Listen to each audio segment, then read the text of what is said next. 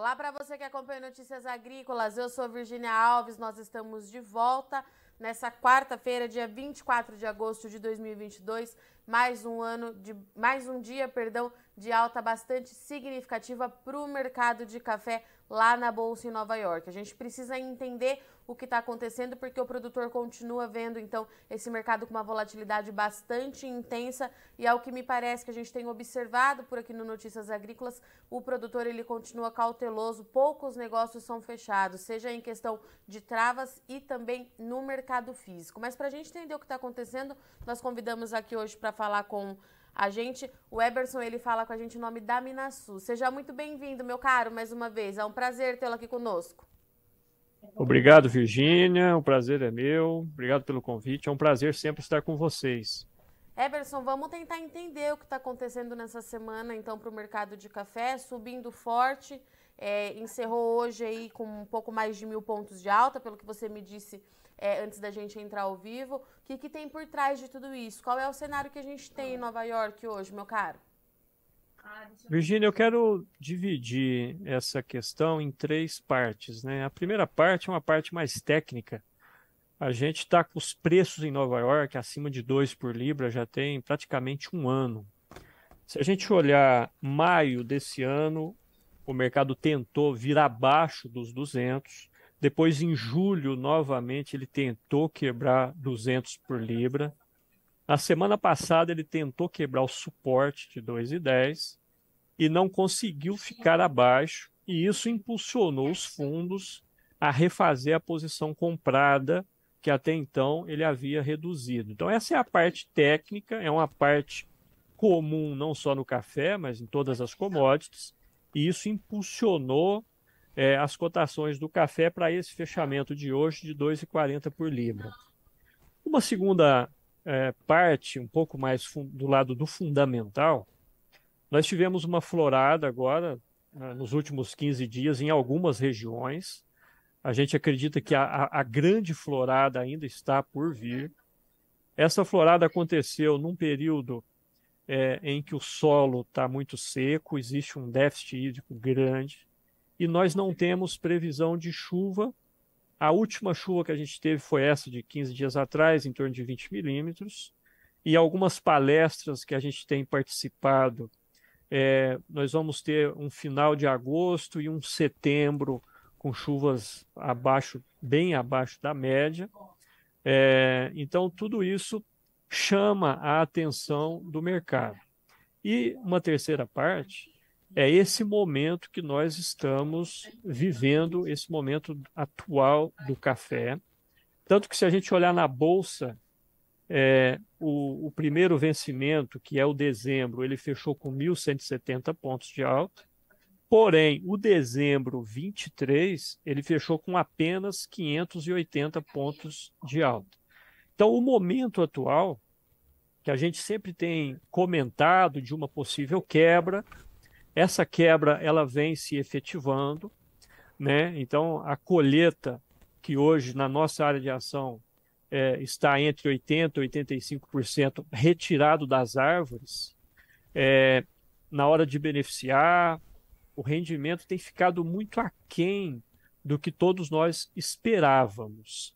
E a consequência disso é um fundamental forte, com o mercado externo precisando de café, demandando café para embarque no primeiro semestre de 23, que é café dessa safra 22, e a gente percebe aqui no Brasil cooperativas e tradings com dificuldade de oferecer esse café por conta dessa colheita abaixo do esperado. Então, essas três partes têm contribuído para essas últimas altas fortes aí, chegando a quase 15%, né, de alta essa semana na Bolsa em Nova York, Virgínia.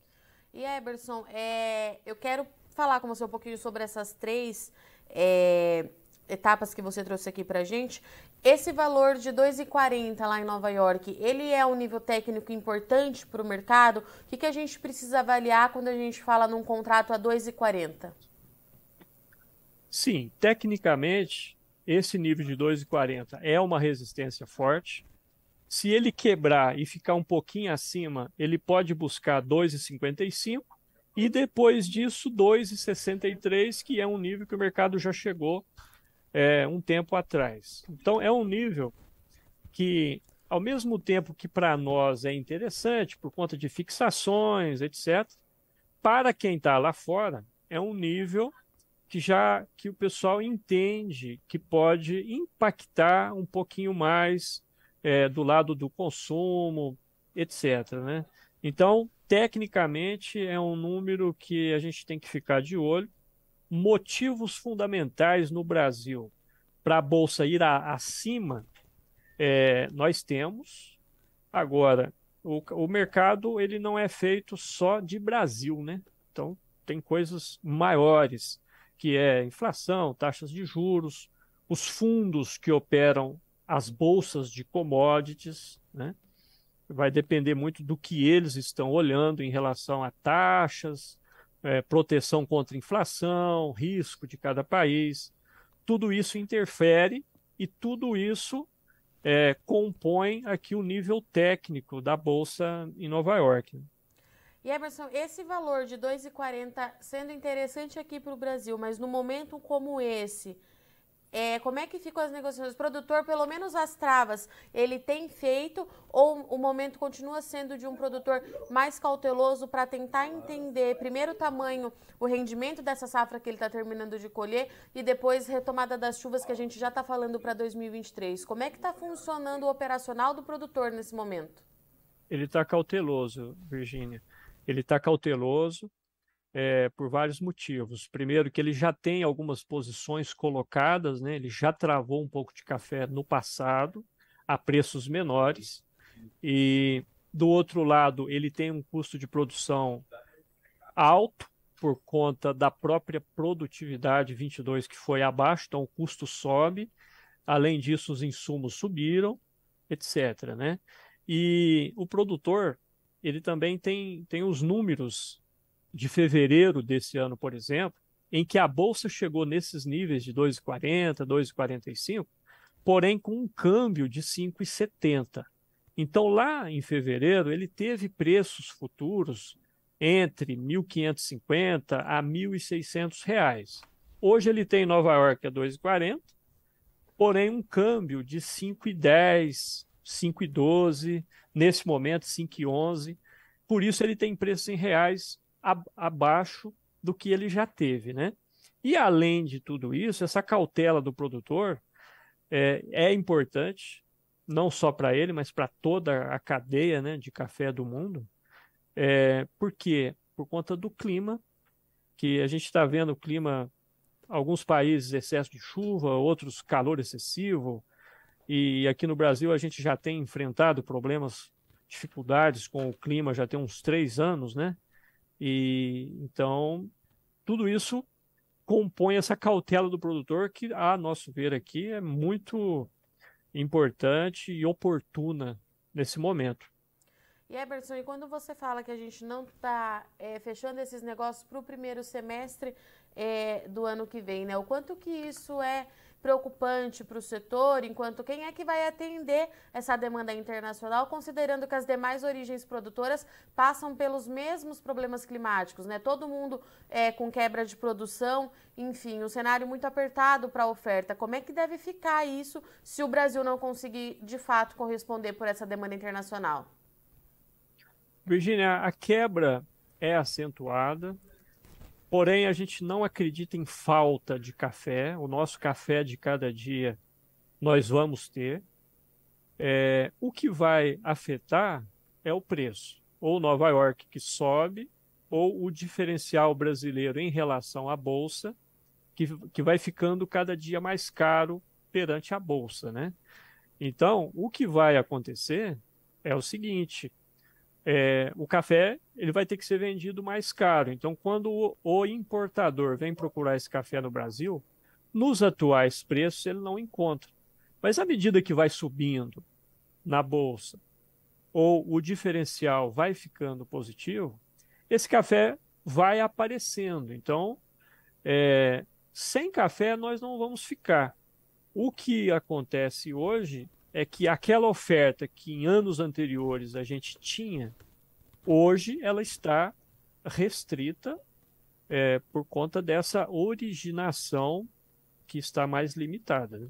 E quando a gente fala, já pensando em 2023, né, Eberson, você trouxe um ponto importante aí, de uma primeira florada que já abriu com baixo volume de chuva. Isso nos remete a uma lembrança recente de tudo o que aconteceu, né, Eberson? Como é que Nova York pode se comportar diante disso? E eu queria saber de você se a gente já tem uma data limite para essa chuva retornar, porque senão, de fato, a gente vai ter mais um ano de problema de seca e etc e tal, de tudo que já aconteceu. Como é que vocês têm avaliado isso?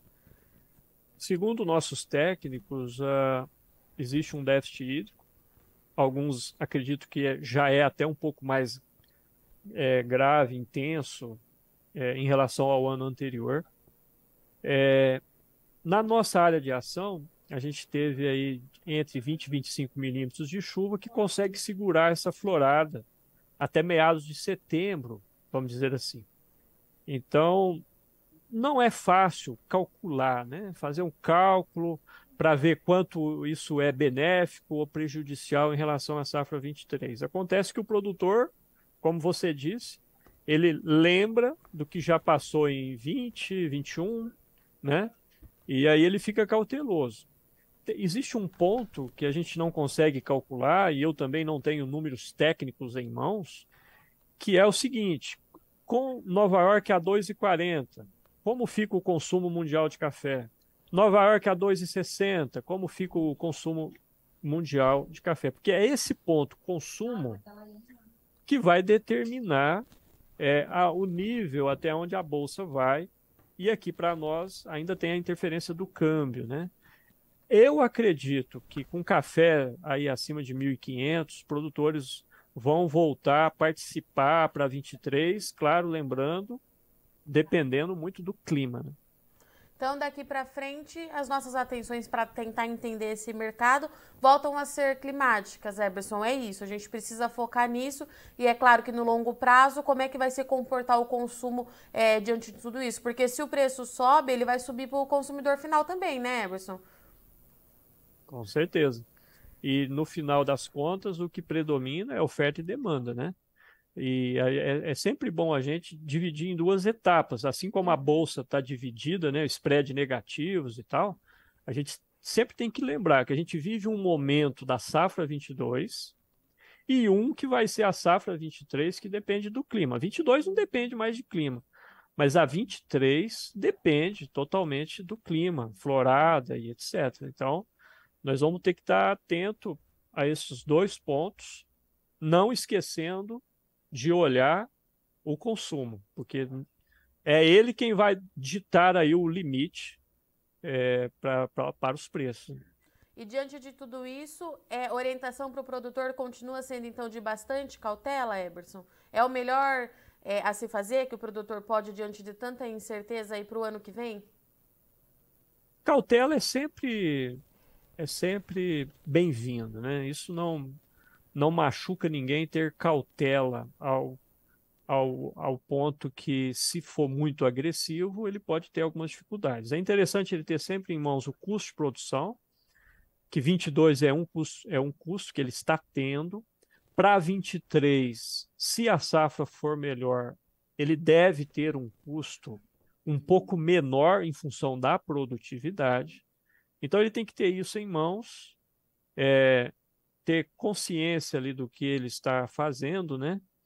E tomar cuidado aí com investimentos desnecessários, que isso é coisa que o produtor já tem feito, né? Isso ele já tem cuidado da propriedade com muito zelo e cuidado. A gente vê o produtor hoje muito bem capacitado. E parabéns aos produtores, né, que têm participado nas altas, e quando o mercado cai, ele sai fora. Então ele tem ditado aí as regras aqui no mercado interno, principalmente, né? O produtor aprendeu a lidar com esse mercado tão volátil, Eberson? Virgínia, sim, foi um esforço aí de muitos anos. Uhum. Antigamente tinha um ditado que o produtor vendia o café quando o mercado começava a cair. E não é isso mais que a gente percebe hoje, não. Hoje ele está capacitado, produz cafés de qualidades, não perde para país nenhum em termos de qualidade. O mundo gosta do café aqui brasileiro. E o produtor, quando o mercado sobe, muitas vezes ele fica sabendo de grandes notícias importantes até antes de nós mesmos. E tem colocado escalas de vendas nas altas, e quando o mercado cai, ele retrai, tanto que as margens abrem e fecham aí justamente por causa dessa postura do produtor brasileiro, que hoje é bem diferente de como ele atuava no passado. Eberson, eu agradeço muito sua disponibilidade em vir falar com a gente aqui. Deixo o convite aberto, porque pelo que você está me dizendo aí, 2023 vai começar com bastante coisa para a gente acompanhar. A gente precisa ajudar esse produtor na tomada de decisão. Obrigada, viu, meu querido? Até a próxima. Eu que agradeço. Portanto, essa foi a nossa análise de mercado de café de hoje, semana intensa, mais uma semana intensa para o mercado de café, e dessa vez o café subindo bastante. Hoje ainda é quarta-feira e o principal contrato lá em Nova York já tem acumulado aí quase 15% de valorização. Por trás disso, preocupação com oferta restrita do grão. Isso mesmo, o fundamento ele continua sólido, a gente volta a ter então suporte, principalmente na quebra do Brasil, é claro que é quem dita o ritmo desse mercado, mas a gente precisa lembrar que outros países, como a Colômbia, por exemplo, também tem bastante preocupação em relação às condições climáticas e safra quebrada. Daqui para frente, o que vai acontecer de acordo com o Eberson, trader da Minasul? Nós já tivemos uma primeira florada ali na principal região de café arábica do país.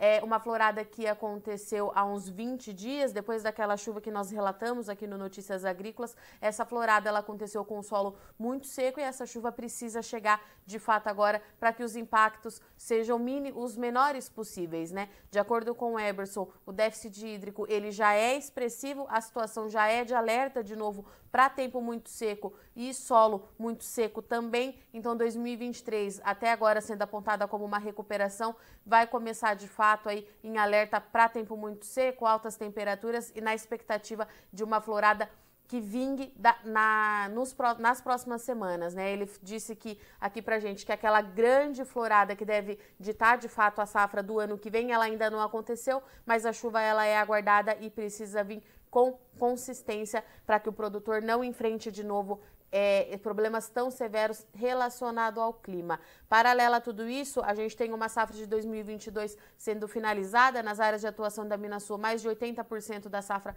já foi colhida. Esse café já está em beneficiamento e o rendimento da safra vai ficando ainda mais abaixo do que era esperado. O que a gente tem nesse mercado? O mercado internacional demandando o café do Brasil para o primeiro semestre e os traders e os produtores cautelosos para fechar contrato. A gente não sabe ainda como é que vai ficar a distribuição dessa safra até que a gente consiga de fato fechar essa produção para entender o quanto que o Brasil consegue atender a demanda externa. Lembrando, como eu já disse aqui, as outras origens produtoras também passam por problemas de produção, então esse mercado tende a continuar aí com bastante volatilidade. O produtor brasileiro, de acordo com o Eberson, aprendeu a lidar com esse mercado e dita o ritmo desse jogo. Ele tem participado nos momentos de oportunidades, os preços eles são interessantes, fecha hoje a 2,40 lá em Nova York, é um patamar interessante para o produtor que precisa, é claro, fazer o seu trabalho de gestão, ter em mãos o seu custo de produção, mas ainda assim o produtor ele é cauteloso e ele vende conforme ele sente que consegue atender essa demanda. O Eberson trouxe pra gente que após muitos anos o produtor de fato de café, ele dita o ritmo desse mercado porque ele aprendeu a fazer essa negociação e isso é o que deixa o Brasil também num patamar tão elevado frente às outras origens produtoras.